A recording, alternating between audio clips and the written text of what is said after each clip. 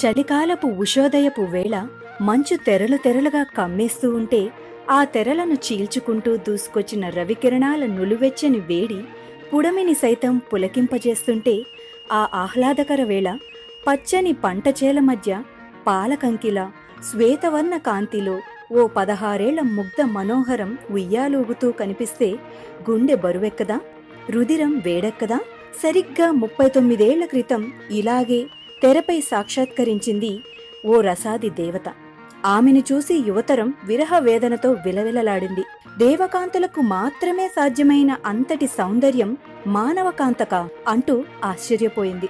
కొందరైతే అమాయకంగా ప్రేమించారు, ఇంకొందరైతే ఊహాలోకాల్లో విహరించారు.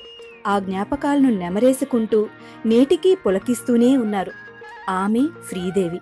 ప్రస్తుతం ఏవేవో పాడువార్తలు వినిపిస్తున్నాయి. వాటిని ఖాతరు చేయాల్సిన పనిలేదు. ఎందుకంటే శ్రీదేవి అంటేనే మనసుని మెలిపెట్టే జ్ఞాపకం. నిన్నటిదాకా అదే జ్ఞాపకాలతో బతుకుతోంది అభిమాన లోకం. టీవీలో పాటలు చూసి పలవరించిపోతోంది. ఇప్పుడు అంతే, రేపు అంతే, జీవితాంతం అంతే. ఇక శ్రీదేవి లేదేంది ఎప్పుడు?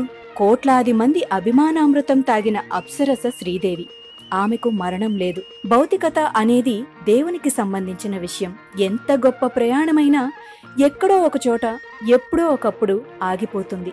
కాని జ్ఞాపకాలు మాత్రం కాలంతో పాటు ప్రవహిస్తూనే ఉంటాయి. అవి ప్రాణం కంటే ముందే గాలిలో కలిసి ఉంటాయి. తరాలు మారని, యుగాలు మారని, గాలి వీస్తున్నంతకాలం అవి వినిపిస్తూనే ఉంటాయి. జ్ఞాపకాలను తీసుకెళ్లే దేవుడు ఇంకా ఏ గుళ్ళోనూ పుట్టలేదేమో.